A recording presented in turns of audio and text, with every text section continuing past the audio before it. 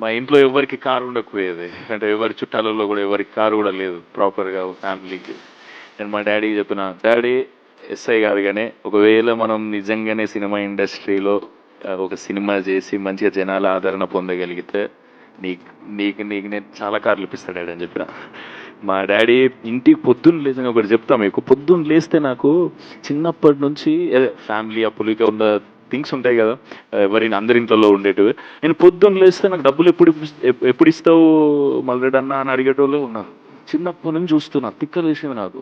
ఇట్లా కాదు, life change చేసేయాలి, లేకపోతే ఈ మిడిల్ క్లాస్ బతుకులు మస్తు కష్టమైపోతుంది. మా డాడీని కూడా నేను ఇట్లా పెద్దగా చూడాలని ఫిక్స్ అయిపోయాను. సినిమాలకు రావడం నీ డ్రీమ్ అంటే డెఫినెట్లీ డాడీ డ్రీమ్ని, నేను డాడీని చాలా హ్యాపీ చేయాలంటే నేను ఈ డ్రీమ్ని అచీవ్ చేయాలి అనే పాత అయితే ఎంచుకున్నా. మేము ఫేమస్ చేసిన, మీరు అందరు చాలా ఆదరించినారు.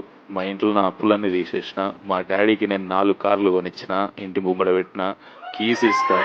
మా డాడీకి ఒక కార్ ఇచ్చి, నువ్వు ఎంత తిరుగుతావు తిరుగు డాడీ, నీకు డబ్బులు అయితే అయిపోవు అని చెప్పిన.